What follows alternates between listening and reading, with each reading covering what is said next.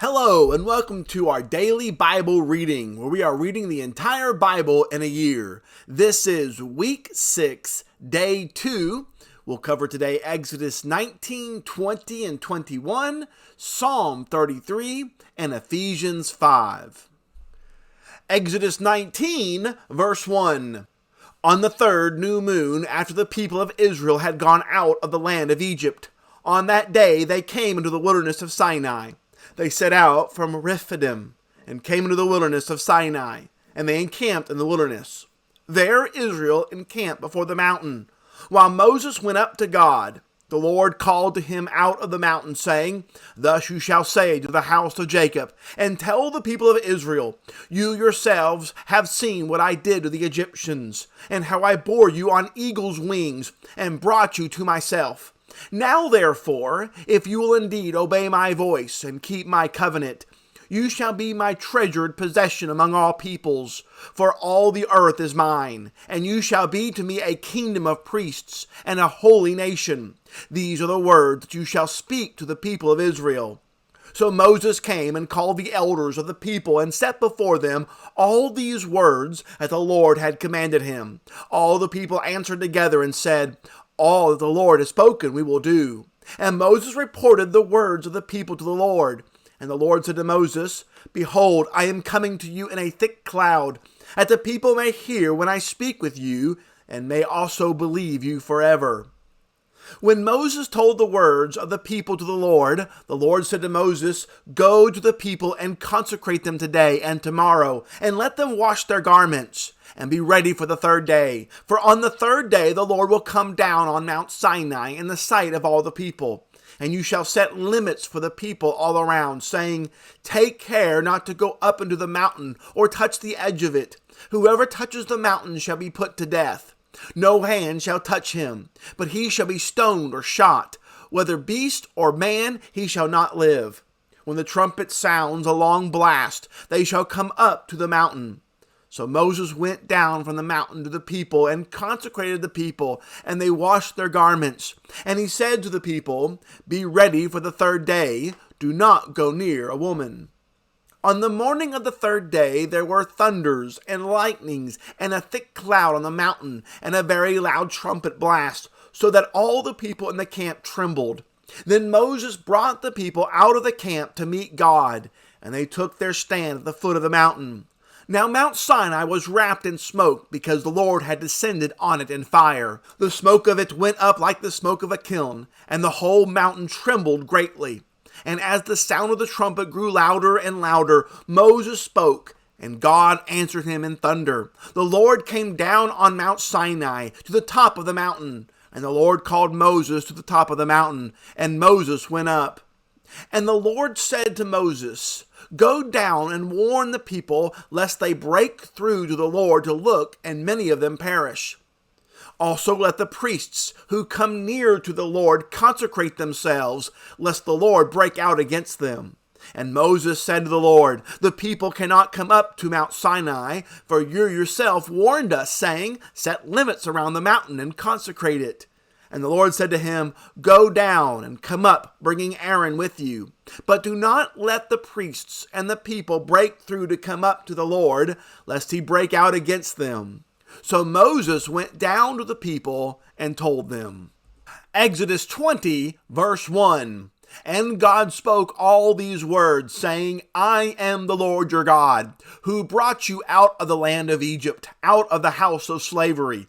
You shall have no other gods before me. You shall not make for yourselves a carved image, or any likeness of anything that is in heaven above, or that is in the earth beneath, or that is in the water under the earth. You shall not bow down to them or serve them.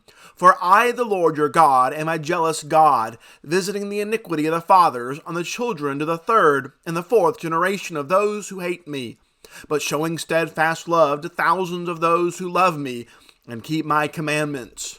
You shall not take the name of the Lord your God in vain, for the Lord will not hold him guiltless who takes his name in vain. Remember the Sabbath day, to keep it holy. 6 days you shall labor and do all your work, but the seventh day is a Sabbath to the Lord your God. On it you shall not do any work, you or your son or your daughter, your male servant or your female servant, or your livestock, or the sojourner who is within your gates. For in 6 days the Lord made heaven and earth, the sea, and all that is in them, and rested on the seventh day. Therefore the Lord blessed the Sabbath day and made it holy. Honor your father and your mother, that your days may be long in the land that the Lord your God is giving you. You shall not murder. You shall not commit adultery. You shall not steal. You shall not bear false witness against your neighbor. You shall not covet your neighbor's house. You shall not covet your neighbor's wife, or his male servant, or his female servant, or his ox, or his donkey, or anything that is your neighbor's. Now when all the people saw the thunder, and the flashes of lightning, and the sound of the trumpet, and the mountain smoking, the people were afraid and trembled, and they stood far off, and said to Moses, You speak to us, and we will listen, but do not let God speak to us, lest we die. Moses said to the people, Do not fear, for God has come to test you, that the fear of him may be before you, that you may not sin. The people stood far off, while Moses drew near to the thick darkness where God was. And the Lord said to Moses, Thus you shall say to the people of Israel, You have seen for yourselves that I have talked with you from heaven. You shall not make gods of silver to be with me, nor shall you make for yourselves gods of gold. An altar of earth you shall make for me, and sacrifice on it your burnt offerings, and your peace offerings, your sheep and your oxen. In every place where I cause my name to be remembered, I will come to you and bless you. If you make me an altar of stone, you shall not build it of hewn stones. For if you wield your tool on it, you profane it. And you shall not go up by steps to my altar, that your nakedness be not exposed on it.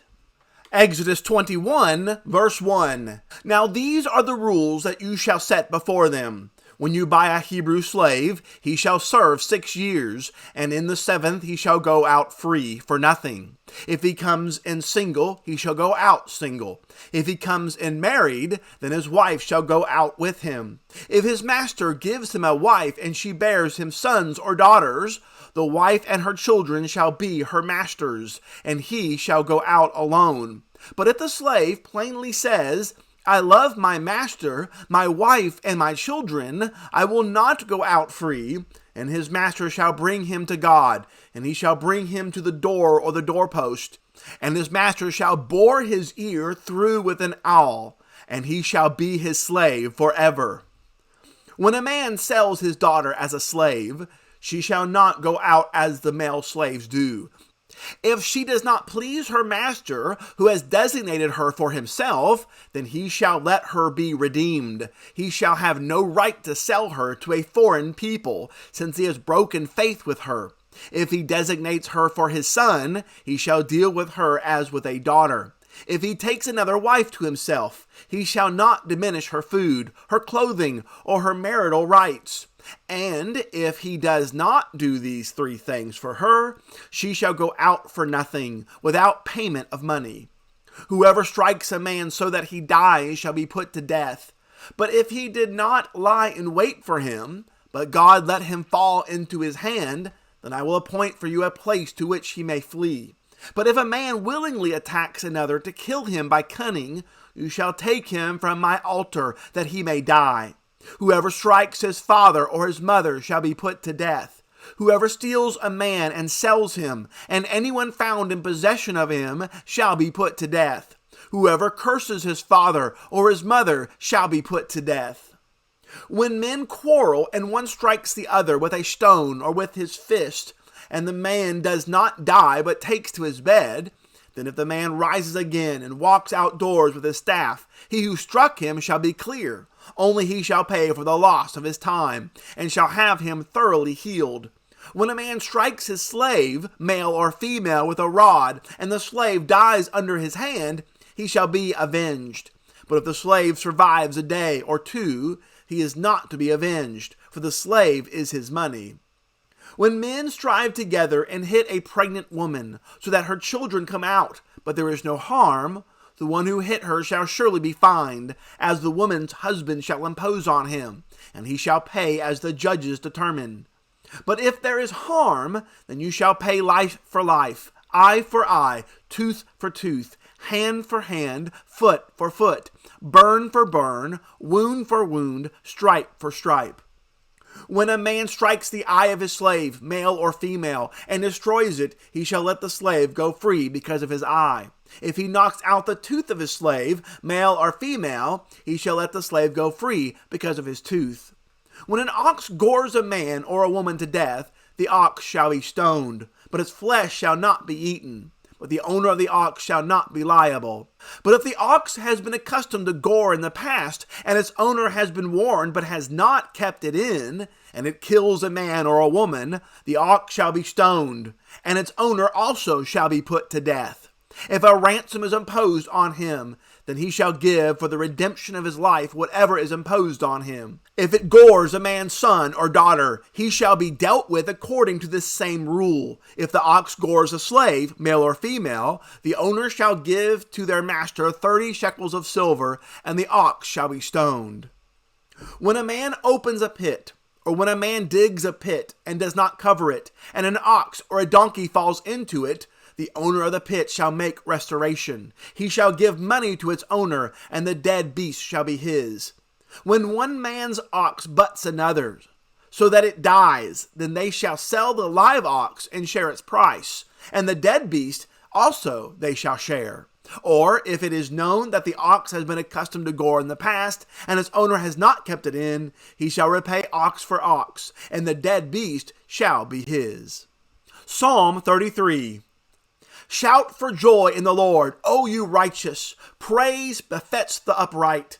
Give thanks to the Lord with the lyre. Make melody to him with a harp of 10 strings. Sing to him a new song. Play skillfully on the strings with loud shouts. For the word of the Lord is upright, and all his work is done in faithfulness.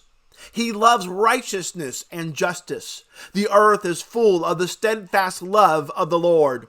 By the word of the Lord the heavens were made, and by the breath of his mouth all their host. He gathers the waters of the sea as a heap. He puts the deeps in storehouses. Let all the earth fear the Lord. Let all the inhabitants of the world stand in awe of him. For he spoke, and it came to be. He commanded, and it stood firm. The Lord brings the counsel of the nations to nothing. He frustrates the plans of the peoples. The counsel of the Lord stands forever, the plans of his heart to all generations. Blessed is the nation whose God is the Lord, the people whom he has chosen as his heritage. The Lord looks down from heaven. He sees all the children of man. From where he sits enthroned, he looks out on all the inhabitants of the earth. He who fashions the hearts of them all and observes all their deeds. The king is not saved by his great army. A warrior is not delivered by his great strength. The war horse is a false hope for salvation, and by its great might it cannot rescue. Behold, the eye of the Lord is on those who fear him, on those who hope in his steadfast love, that he may deliver their soul from death and keep them alive in famine. Our soul waits for the Lord. He is our help and our shield. For our heart is glad in him, because we trust in his holy name. Let your steadfast love, O Lord, be upon us, even as we hope in you. Ephesians 5, verse 1. Therefore, be imitators of God as beloved children, and walk in love as Christ loved us, and gave himself up for us, a fragrant offering and sacrifice to God. But sexual immorality and all impurity or covetousness must not even be named among you, as is proper among saints. Let there be no filthiness, nor foolish talk, nor crude joking, which are out of place, but instead let there be thanksgiving. For you may be sure of this, that everyone who is sexually immoral, or impure, or who is covetous, that is, an idolater, has no inheritance in the kingdom of Christ and God. Let no one deceive you with empty words, for because of these things the wrath of God comes upon the sons of disobedience. Therefore do not become partners with them. For at one time you were darkness, but now you are light in the Lord. Walk as children of light, for the fruit of light is found in all that is good and right and true. And try to discern what is pleasing to the Lord. Take no part in the unfruitful works of darkness, but instead expose them. For it is shameful even to speak of the things that they do in secret. But when anything is exposed by the light, it becomes visible. For anything that becomes visible is light. Therefore it says, "Awake, O sleeper, and arise from the dead, and Christ shall shine on you." Look carefully then how you walk, not as unwise, but as wise, making the best use of the time, because the days are evil. Therefore do not be foolish, but understand what the will of the Lord is. And do not get drunk with wine, for that is debauchery, but be filled with the Spirit, addressing one another in psalms and hymns and spiritual songs, singing and making melody to the Lord with your heart, giving thanks always and for everything to God the Father in the name of our Lord Jesus Christ, submitting to one another out of reverence for Christ. Wives, submit to your own husbands as to the Lord, for the husband is the head of the wife, even as Christ is the head of the church, his body, and is himself its Savior. Now as the church submits to Christ, so also wives should submit in everything to their husbands. Husbands, love your wives as Christ loved the church and gave himself up for her, that he might sanctify her, having cleansed her by the washing of water with the word, so that he might present the church to himself in splendor, without spot or wrinkle or any such thing, that she might be holy and without blemish. In the same way, husbands should love their wives as their own bodies. He who loves his wife loves himself. For no one ever hated his own flesh, but nourishes and cherishes it, just as Christ does the church, because we are members of his body. Therefore a man shall leave his father and mother, and hold fast to his wife, and the two shall become one flesh. This mystery is profound, and I am saying that it refers to Christ and the church. However, let each one of you love his wife as himself, and let the wife see that she respects her husband. This has been Week 6, Day 2 of our daily Bible reading. Join us tomorrow for Week 6, Day 3, when we cover Exodus 22, 23, and 24, the 109th Psalm, and Ephesians 6. Once again, we want to invite you to subscribe to our site and share with others also this daily Bible reading program. Thanks again for listening. Have a great day.